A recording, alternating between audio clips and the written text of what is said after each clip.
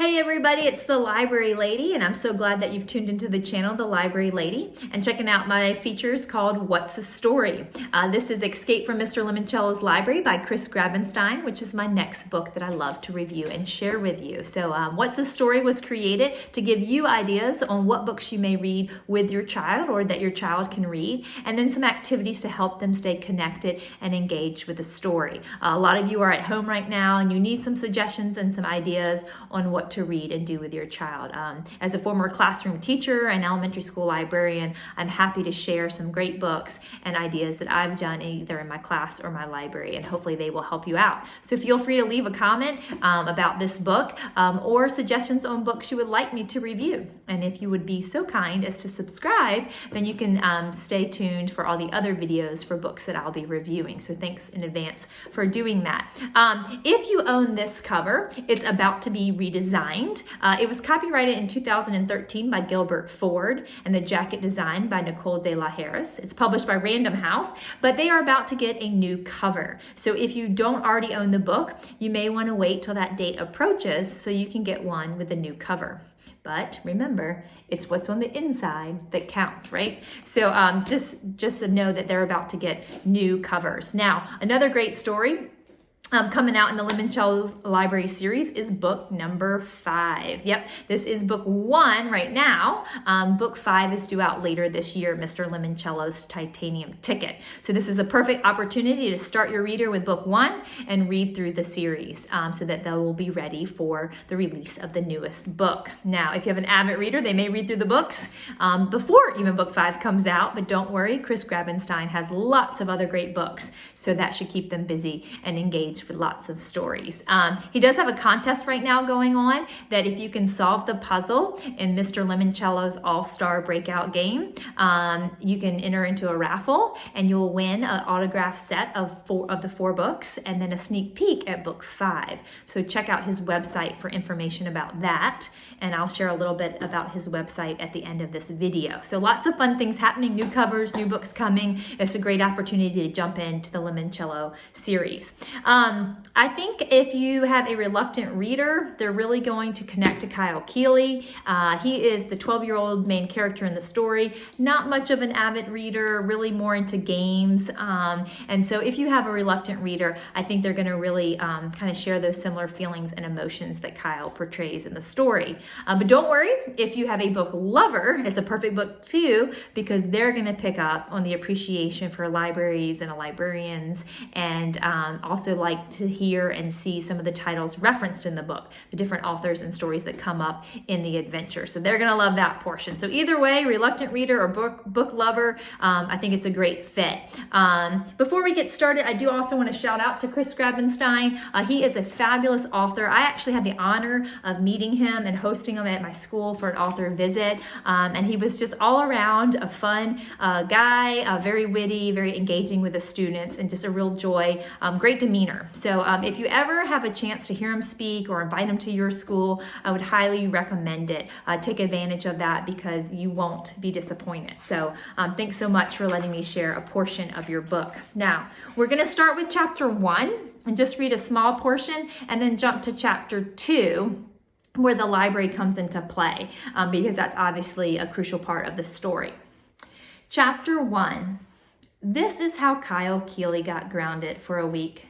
First, he took a shortcut through his mother's favorite rose bush.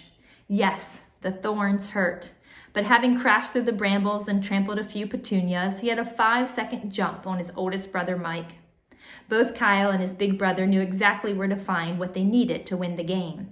Inside the house.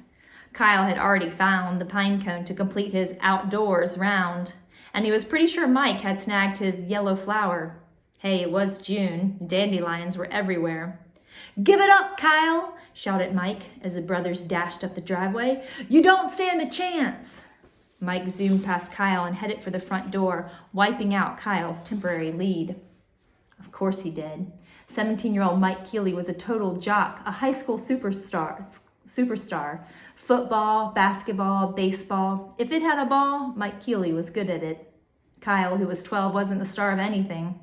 Kyle's other brother, Curtis, who was 15, was still trapped over the neighbor's yard, dealing with their dog. Curtis was the smartest Keeley, but for his outdoors round, he had pulled the always unfortunate your neighbor's dog's toy card. Any dog card was basically the same as lose a turn. As for why the three Keeley brothers were running around their neighborhood on a Sunday afternoon like crazed lunatics, grabbing all sorts of wacky stuff, well, it was their mother's fault. She was the one who had suggested, if you boys are bored, play a board game. All right, and I'm going to stop there into chapter 1. So you just get a little feel of Kyle and his two brothers on this crazy kind of adventure game that they are participating per their mother's suggestion. So we'll jump to chapter 2 where they start talking a little bit about the library. Halfway across town, Dr. Yanina Zinchenko, the world's famous librarian, was walking briskly through the cavernous building that was only days away from its gala grand opening. Alexandriaville's new public library had been under construction for 5 years. All work had been done with the utmost secrecy under the tightest possible security. One crew did the exterior renovations on what once had been the small Ohio city's most magnificent building, the Gold Leaf Bank. Other crews, carpenters, masons, electricians, and plumbers, worked on the interior. No single construction crew stayed on the job longer than 6 weeks. No crew knew what any other crews had done or would be doing.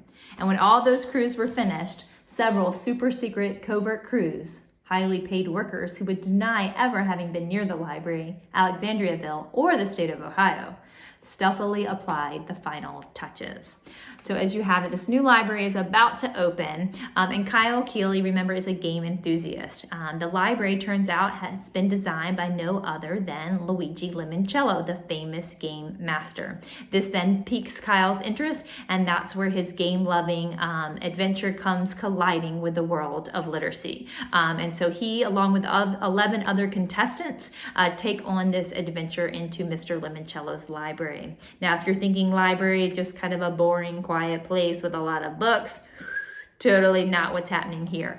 This library is really state-of-the-art, very innovative, things like holograms, hovering ladders, all sorts of things. And the catch is not so much about getting in as it is getting out. And so Kyle, along with these 11 contestants, are in this game to figure out how to get out of the library. Hence, Escape from Mr. Lemoncello's library. So a great read, a lot of fun, action-packed, game, thrill, kind of adventure-seeking book. And I think a lot of people are going to really like this story. One idea that you can do, especially because there are a lot of games and puzzles and things like that, are anagrams. Now, if you've never heard of an anagram, that's where you take a word, use the letters one time to create a new word. So for example, if you take the word listen, you can rearrange the letters and get silent.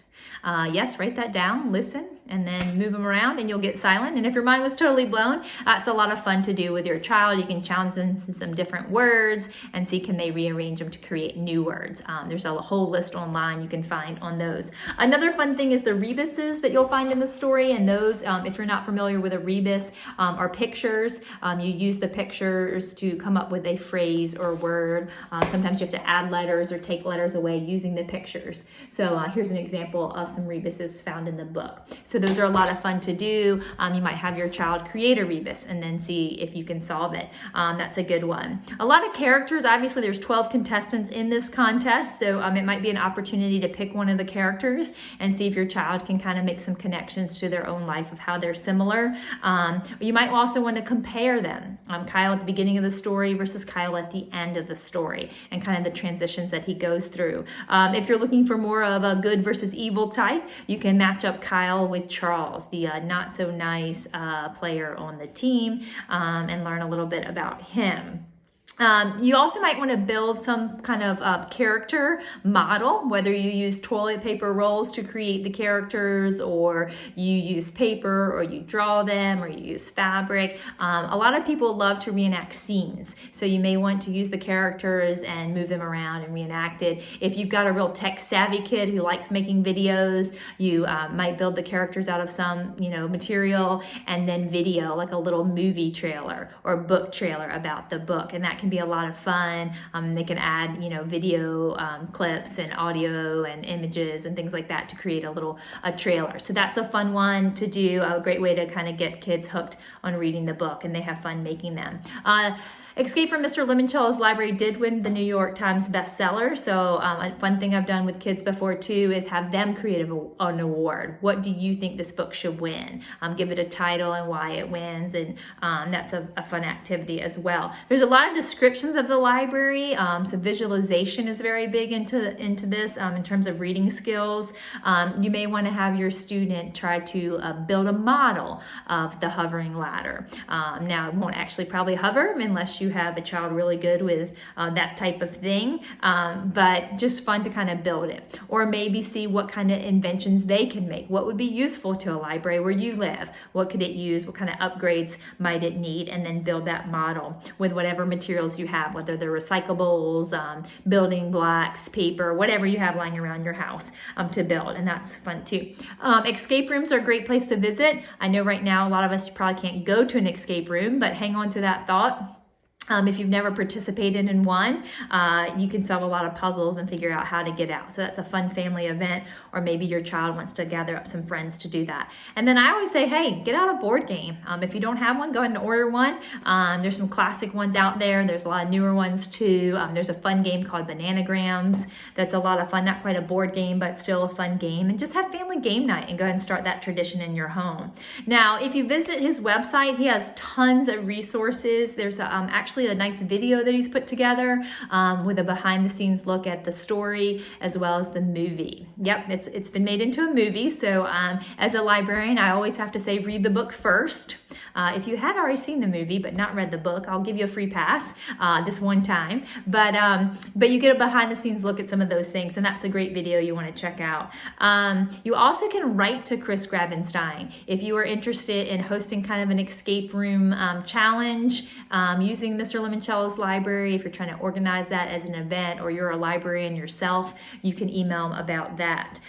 There's also a mystery in Mr. Lemoncello's library, like the Mr. Lemoncello's All-Star Breakout game. And if you can solve that puzzle, it's in the book but not in the story, go ahead and email him and you may get a response back. So lots to do with characters, comparisons about that, connections you can make with your child about the different characters, why they do the things they do in the story with that. And then of course any just game thing. You might even have your child invent a game, or take two different games, well-known games, and then merge them together. What would that look like?